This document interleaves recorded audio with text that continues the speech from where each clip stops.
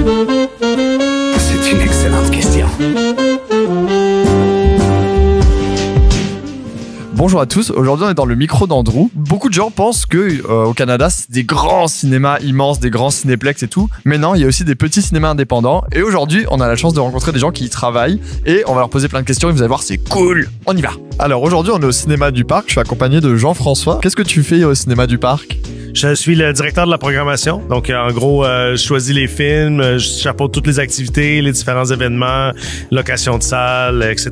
Je fais la même chose pour le cinéma Beaubien et le cinéma du musée. C'est quoi l'histoire de ce cinéma? En fait, le cinéma du parc a été construit en 1977 en même temps que la cité dans laquelle il se trouve, le centre d'achat. C'était considéré comme étant le premier multiplex à Montréal. Donc, ça veut dire que la première salle qui avait plus qu'un écran. Donc, il y avait 3 écrans. Aujourd'hui, c'est le plus petit multiplex à Montréal, en fait. Incroyable, genre. Bah, comment vous fonctionnez ici, justement, pour faire la sélection des films? Qu'est-ce qui va passer à l'affiche, etc.? Comment ça se passe? Ben, premièrement, on a la chance de pouvoir aller dans les grands festivals de films. Donc, on va au Festival de Cannes, Festival de Toronto, pour se tenir au courant à l'avance de ça va être quoi les gros coups, les gros canons de l'année qui s'en viennent. Puis, on a aussi des liens privilégiés avec les majors, que ce soit Warner, Disney, Universal. Donc, c'est comme ça qu'on obtient les films, par exemple, Poor Things, qui est à Searchlight, ou d'autres films qu'on présente avec des distributeurs locaux qui représentent, par exemple, A24 ou Néon au Québec, des distributeurs comme Entracte, etc. Il y a beaucoup de cinémas qui diffusent des films américains, ce qui n'est pas votre spécialité. Donc, pourquoi? Ben, en fait, on voulait faire la place au cinéma d'auteur, au cinéma international, au cinéma local, au cinéma national québécois, surtout au cinéma Beaubien, en fait, il n'y a jamais de films américains qui ont été présentés dans les 20 dernières années. Donc, on continue cette tradition-là. Au cinéma du parc, on présente certains films américains, mais qu'on appelle indépendants. Donc, qu'on parle des films de Wes Anderson ou des films de Yorgos Lanthimos, qui sont pas des blockbusters. Puis, de toute façon, les blockbusters, ben, ils ont toute la place dans les cinéplex et autres cinémas, autres chaînes de cinéma commercial au Québec. On va voir une cabine, les gars. Aïe, aïe, aïe.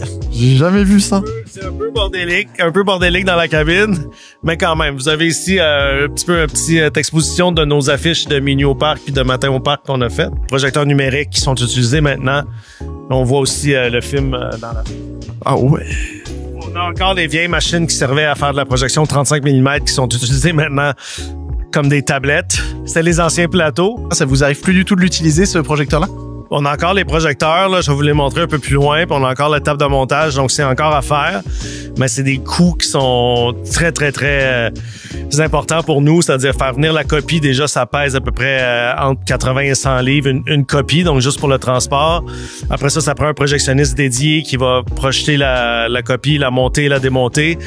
Donc, on est en train de réfléchir à ce que les gens se répètent à payer plus cher pour voir un film en bobine qu'un film en numérique. Moi, je paierais plus cher. La vieille poubelle d'origine ici, qui est là depuis 1977. Putain, elle est plus vieille que nous. Le projecteur qui est encore utilisable. Ça fait trop bizarre de voir ça. En arrière, vous avez la table de montage. Ça, c'était notre métier à l'époque, Victor. On aurait travaillé là-dessus, normalement. Vous avez des bobines de films ici. Ça, c'est quel film? Je sais pas c'est quel film. Je vois que vous faites de la projection 3D quand même ici. Oui, effectivement, on a de la 3D. On a présenté le film de Wim Wenders Ensem, le documentaire en 3D récemment. Puis on a eu une projection aussi spéciale de Adieu au langage de Godard aussi il y a pas longtemps en 3D. Vous avez la vieille machine ici qui fait penser beaucoup au cinéma de Wes Anderson. Il y en a beaucoup qui l'aiment, mais qui ne sert plus aujourd'hui. C'était pour faire des changeovers entre les deux projecteurs dans la salle 1 et la salle 2. Donc c'est pas trop, j'ai jamais su comment ça fonctionnait, mais c'est quand même un bel objet. En France, on a l'habitude de voir les films en VO sous-titrés français. Vous faites partie des seuls à Montréal à le faire. Quand c'est que vous pouvez le faire et pas les autres, par exemple? Ben, en fait, tout le monde pourrait le faire parce que la copie est disponible. Premièrement, c'est un secret que plusieurs ne savent pas, mais on se trouve dans un territoire, en fait, disons au centre-ville ici, avec le quartier latin et le Scotiabank. On ne peut pas présenter le même film dans la même version. Donc, quand un film prend l'affiche, le seul moyen de pouvoir le présenter, c'est de le présenter avec sous-titres français. Donc, c'est plus la même version. C'est pour ça que quand Dune 2 va sortir très bientôt, vous êtes le seul cinéma à le présenter en VOSTFR. Ça permet de vous distancer justement du gros cinéplex à côté qui lui le diffuse, par exemple, dans une version anglaise sans sous-titres. Exactement. Donc, il va jouer en anglais au Scotiabank en français au quartier latin. Moi, je ne pourrais pas le jouer si j'avais pas de copie sous-titrée français. Donc c'est plus par envie ou par défaut au final? Un peu les deux, dans le fond, parce qu'au début, c'était par défaut. C'était pour réussir à obtenir ces films-là. Puis ensuite, on a vu qu'il y avait vraiment un marché. Il y avait vraiment une demande que notre clientèle... Ben, c'est automatique. Je veux dire, nous, on est cinéphiles. Notre clientèle est cinéphile.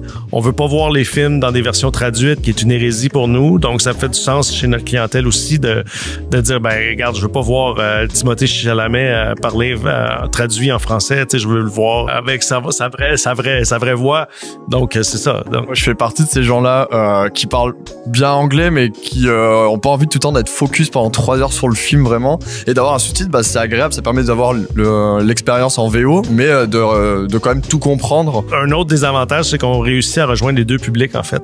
On a le public anglophone qui est habitué, qui accepte le fait qu'il y ait des sous-titres français, puis on a le public francophone qui vient voir le film. Donc, dans la même séance, on peut avoir les deux publics sans être obligé de faire 2 séances séparées, une pour les francophones puis une pour les anglophones. Bah, merci beaucoup. C'est gentil d'avoir pris du temps pour nous. Puis moi, je repasse le micro à Victor.